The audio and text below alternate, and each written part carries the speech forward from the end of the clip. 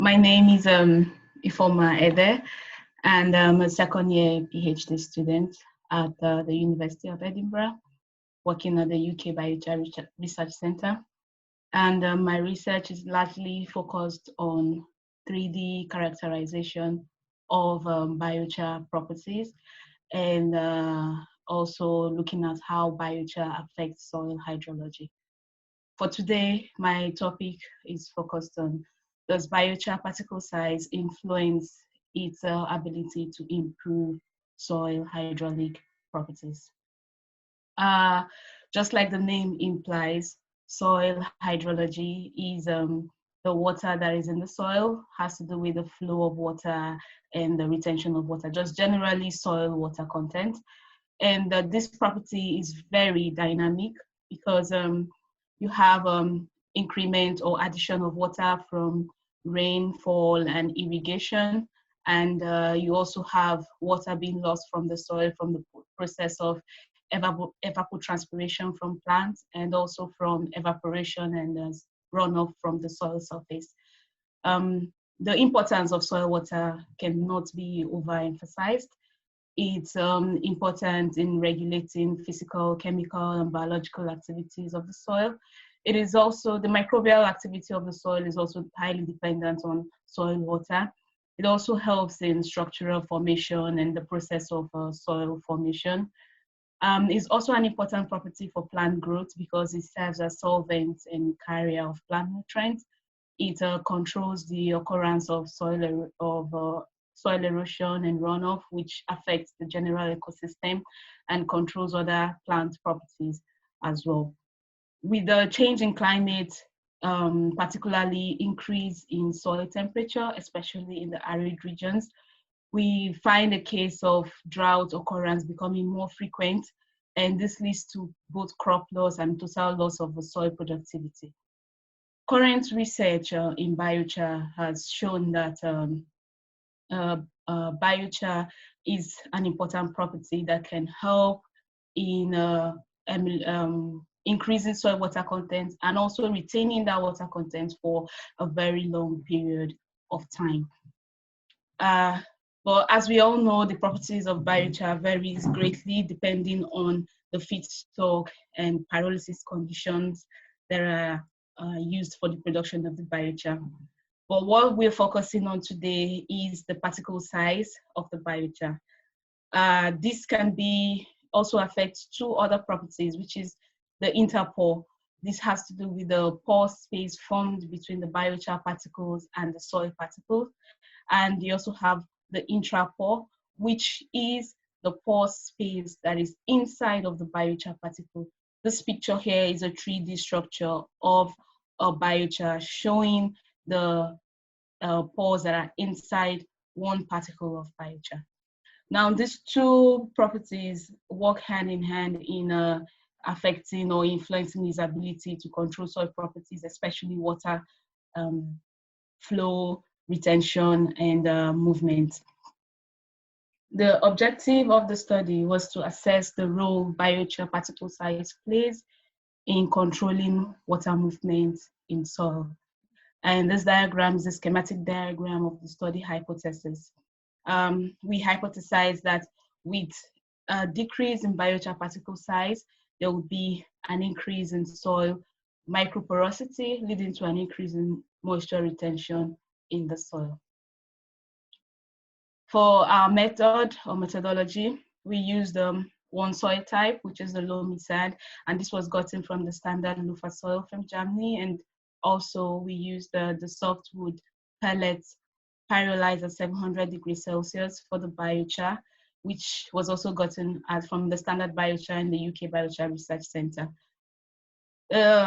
Table 1 shows the basic property of the soil and the biochar.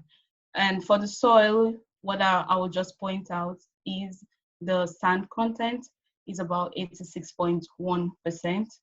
That is a very high sand content. And the reason why we chose the soil type is because drought mainly occurs in sandy soils.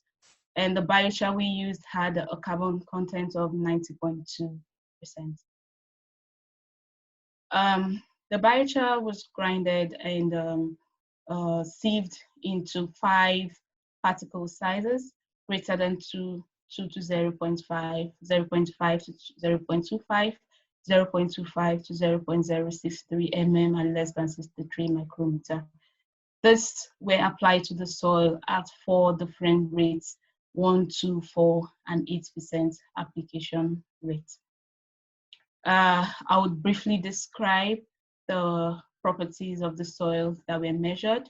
The first one we measured is the dew point potentiometer for determining dry range moisture content, which is the moisture content held at potentials of greater than 1 megapascal.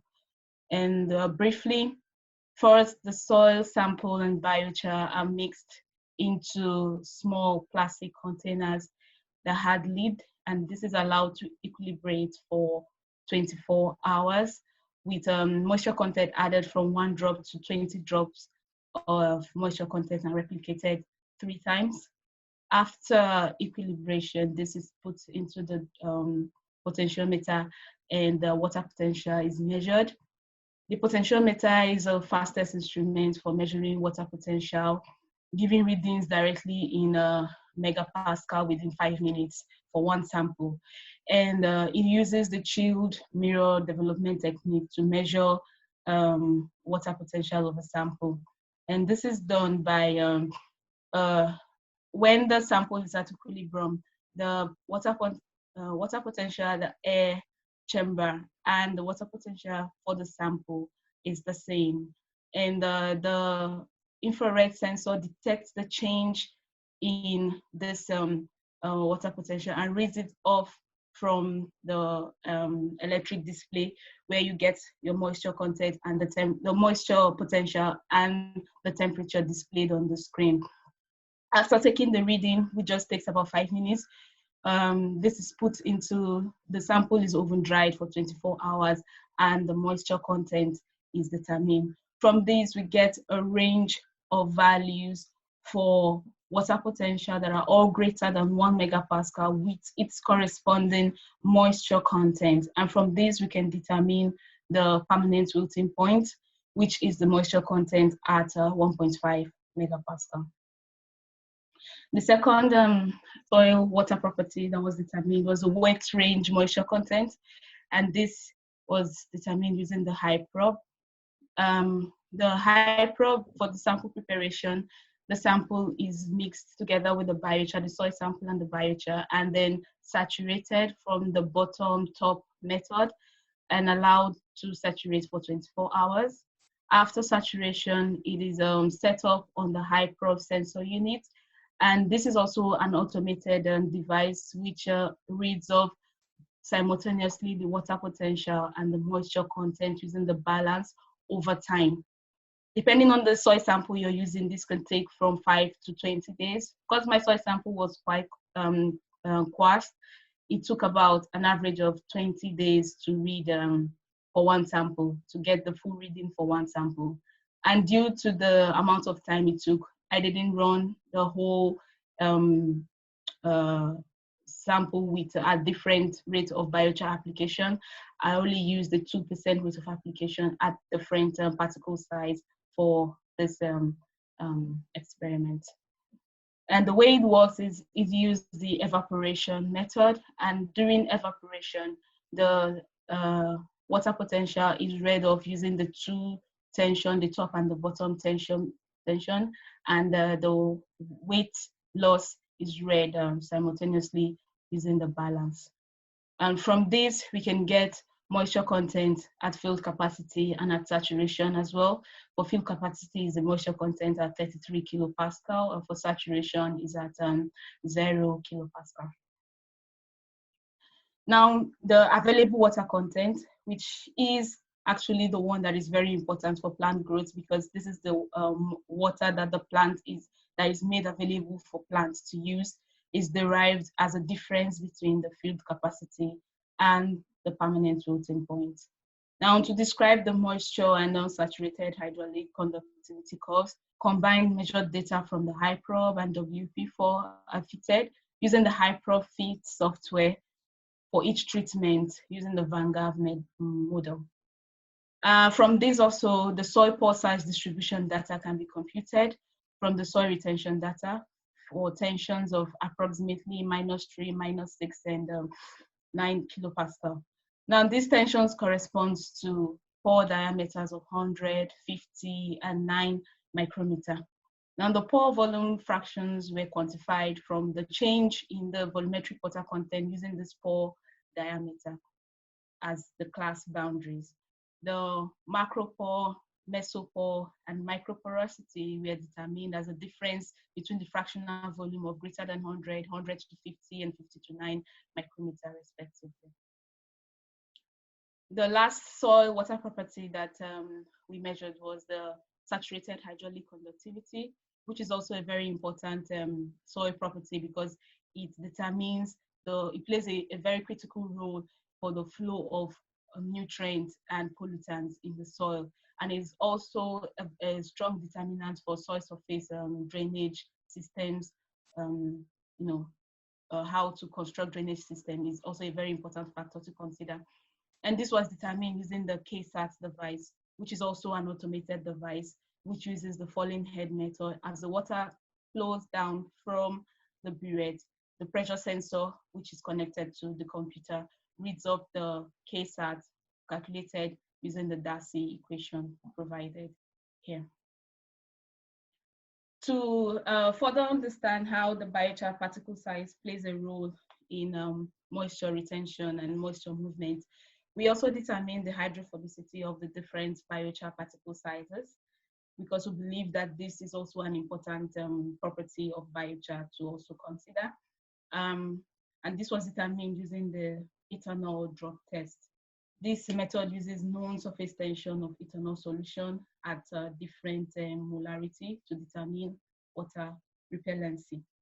And the lowest concentration to be observed in less than 10 seconds was reported as the hydrophobicity category using this classes defined by Johnson. Now, going to the results. This table 2 shows the results for the hydrophobicity of the different biochar particle classes. And from this, we can see that the particle size, different particle size actually had different hydrophobicity classes.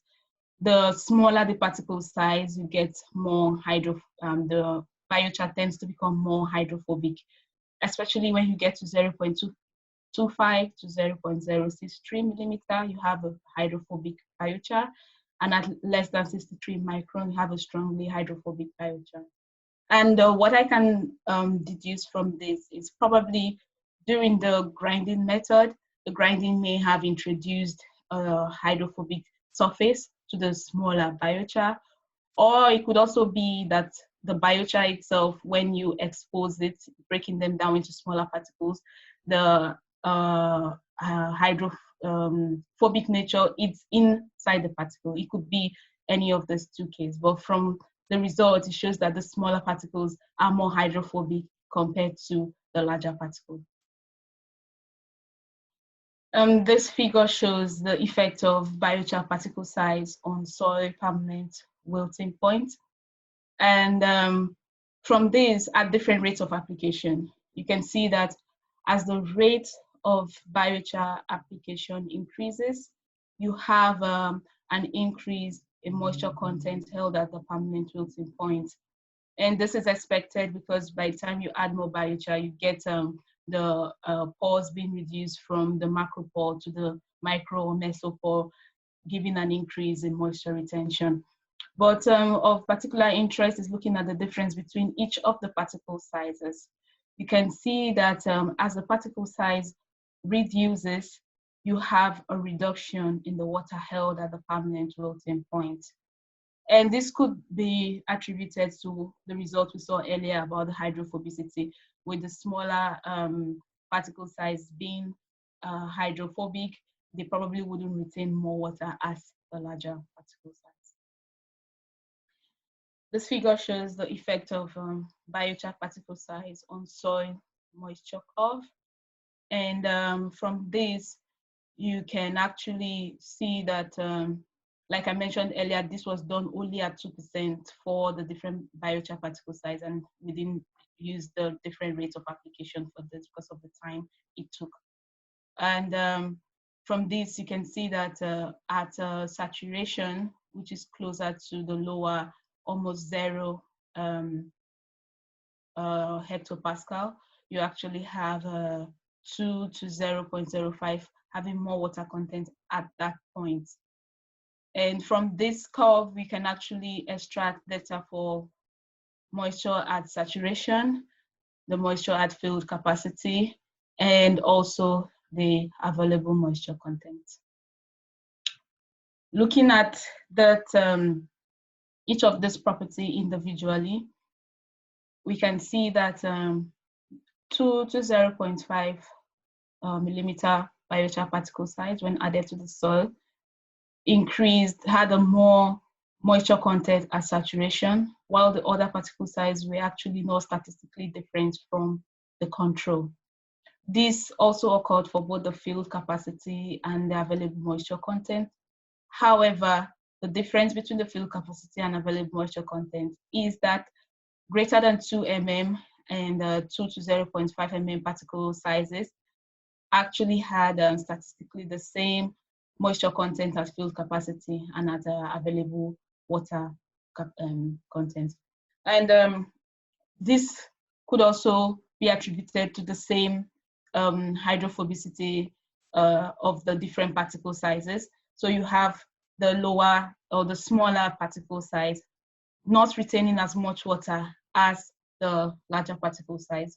Also, what could have also played in here would also be the intra-pore spaces, which is the pore space inside the biochar particle. During the grinding, those pore spaces may have been clogged or blocked off for the smaller particle size, making them not being able to retain more water at its larger particle size. This figure shows the effect of biochar particle size on soil hydraulic conductivity curve.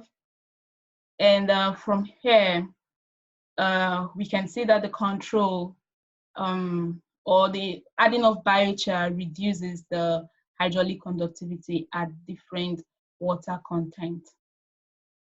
And you can see that the control has the highest moisture content compared to the other biochar particle sizes or soils added with biochar. But the very particular thing to look at this, or interesting result to look at this, is that the smaller particle size, that is less than 63 micrometer, actually had the lower hydraulic conductivity at different water content, especially at higher moisture content. And this wasn't supposed to be the case, because if you have a lower hydraulic conductivity, you should have more water being retained. But this didn't occur for the smaller particle size. And I probably would give a reason for that when we get to the soil pore size distribution. This figure shows the effect of biochar particle size on saturated hydraulic conductivity. And at this, we also were able to do at different rates of biochar application because it didn't take as much time as the high prop. From this, you can see as the rate of application increased, the saturated hydraulic conductivity reduced. But again, the smaller particle size, less than 63 micrometer, had the lower hydraulic conductivity at all points of rate of application. And like I said, I would give the reason why this may have been the case instead of the other way around, using the soil pore size distribution. Now, this shows the effect of biochar on the soil pore distribution. We have the macropore, the mesopore, the micropore, and then we also looked at the total porosity itself. Now, the macropore is responsible for the free, or at the macropore, water moves or drains more freely compared to the mesopore, which is able to hold on water, but not too tightly, and is still available for plant use. But at the micropore, you actually have the water not being held, but maybe too tightly, not too available for plant use compared to the mesopore. From this, we can see that the smaller particle size, which is less than 63 micrometer, had smaller macropore compared to the other particle, larger particle size. And this could have explained for the reason why its hydraulic conductivity was smaller compared to the greater than 2 mm or 2 to 0.5 mm particle, biochar particle size. Because if you have smaller macropore, you definitely wouldn't have more water flowing through, but more macropore would mean more water flowing through. But surprisingly, the mesopore, on the other hand, for the smaller biochar, was smaller compared to the other. You can see that greater than 2 mm and 2 to 0.5 mm had higher mesopore than the less than 63 micrometer biochar. And this could have been the reason why the moisture retention, both at saturation, field capacity, and available moisture content, were higher for the larger particle size than the smaller particle size. In conclusion, addition of biochar to soil increased its moisture retention capacity. Biochar particle size, in conjunction with its hydrophobicity, contributes to its ability to improve soil hydraulic properties. The smaller the particle size, the greater its hydrophobicity, which results to lesser amount of water being retained when the biochar is added to the soil. However, for hydraulic conductivity, both unsaturated and saturated, was reduced with addition of biochar with smaller particle size. This indicates that both the biochar interpore and intrapore have a role to play with respect to various soil hydraulic properties. Hydraulic conductivity is largely controlled by the biochar, while the biochar interpore, while the soil moisture content is controlled by both the interpore and the intrapore. Thank you.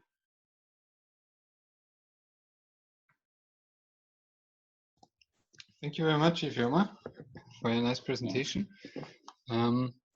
So to let everyone know how that works now, you can either ask questions you have for Ifeoma into the chat, like Robert just did, or you can also raise your hand. I think you can do that below and then ask the question directly.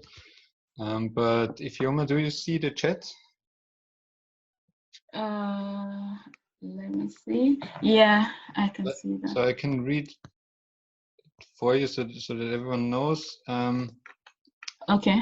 Have you considered to include a positive control in your research, for example, using glass beads of different particle size? Glass beads are hydrophilic and should allow for more straightforward interpretation of the particle size effect. And one can see whether the type of particle material plays a role. Oh, okay. Thank you, Robert, for that. I haven't considered that, but that could be something I would also look at.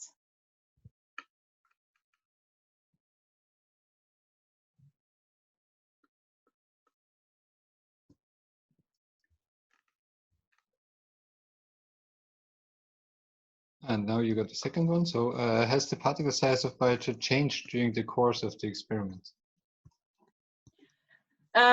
So I was also considering doing the fragmentation, which is being able to, after the experiments, like take out the biochar particles and also see if the water being retained is actually more on the particle or on the surrounding soil surface. That could probably also help me check if the particle size changed during the course of the experiment. But I haven't done that yet, but that is actually something I've considered also looking at, to see if the particle size changed, and also to look at wetting and drying effects as well on both the hydrophobicity of the biochar and also on how the biochar maybe reduces over time. The particle size will reduce over time. Yeah.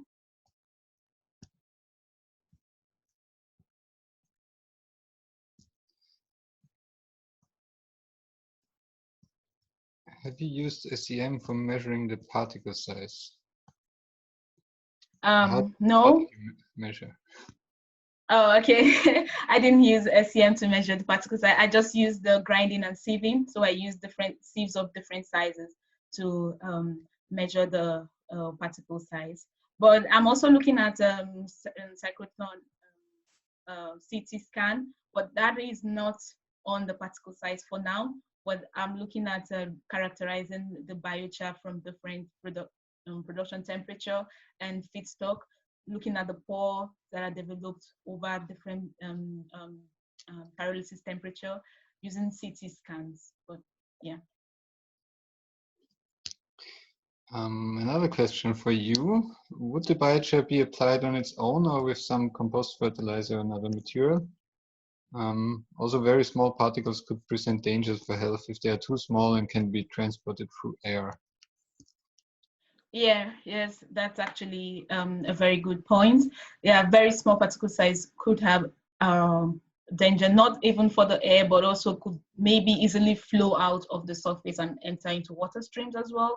So those are all the things that I'm also considering. But for now, I haven't actually recommended applying small particles in my experiment because I haven't gone to that conclusion yet. Because for now, I'm thinking the larger particle size is even more beneficial, both for health and for the soil themselves. And the biochar for now is applied on its own, but it could also be an interesting experiment to look at how combining it with compost and different fertilizer could see if there's any difference in the results or if you have a better result with that or not. I also have one question left. Okay. So I know you used the softwood pellet biochar. Do you think a biochar with a higher ash content would make any difference in your results? Do you think is it generalizable, your results, or is it really for this specific biochar?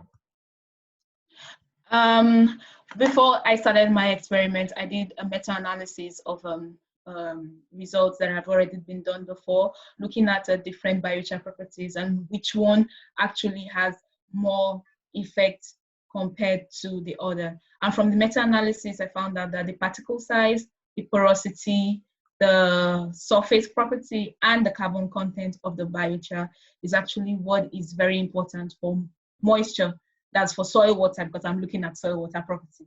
Those are from the meta-analysis. It showed that those 4 properties are actually what is important. Hydrogen, it didn't show any. There wasn't any, significant difference with using biochar of different hydrogen content. Thank you.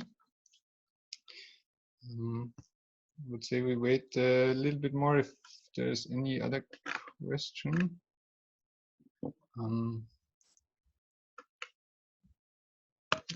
Other than that, I think we are quite well in time, because it's just 1 minute after 2. So thank you a lot, Ifeoma.